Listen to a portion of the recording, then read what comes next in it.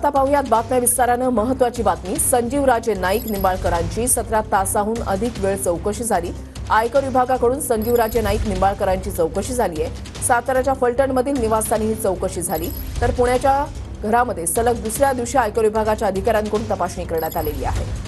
ही दोन दृश्य आपण पाहताय। साताऱ्याच्या फलटणमधील घरी 17 तास चौकशी झालेली आहे, तर पुण्याच्या घरामध्ये सलग दुसऱ्या दिवशी सुद्धा तपासणी झालेली आहे। लक्ष्मी निवास या घराची दुसऱ्या दिवशी सुद्धा तपासणी झालेली आहे।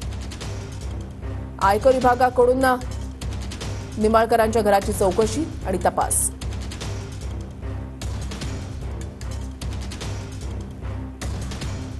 आमचे प्रतिनिधी अजिंक्य आमच्या सोबत आहेत। थेट जाऊयात पुण्यामध्ये। अजिंक्य, पुण्याच्या घरामध्ये सलग दुसऱ्या दिवशी तपासणी झालेली आहे, काय अधिक माहिती मिळते? ही तपासणी किती दिवस सुरू राहणार आहे की तपासणी संपली आहे?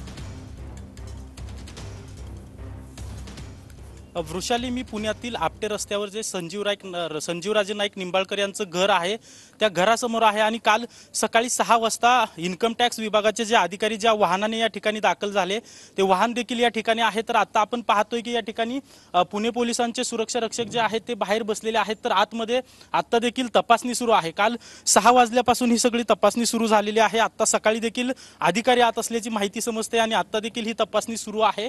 ही तपासणी जी आहे ती कधीपर्यंत चालेल याबाबत आतापर्यंत तरी माहिती मिळालेली नाही, परंतु काल 6 वाजल्यापासून आता सकाळी देखील ही तपासणी सुरू झालेली आहे। पुणे पोलिसांकडून या आयकर विभागाच्या अधिकाऱ्यांना सुरक्षा देखील देण्यात आलेली आहे। आपण आता देखील पाहतोय की एक सुरक्षा रक्षक जे आहेत ते या ठिकाणी बसलेले पाहायला मिळतात आणि ही सगळी जी चौकशी आहे ती आर्थिक व्यवहार प्रकरणी चौकशी असल्याचं सांगितलं जात आहे आणि काल सकाळी 6 वाजल्यापासून ही तपासणी सुरू आहे आणि आता देखील ही तपासणी सुरू आहे।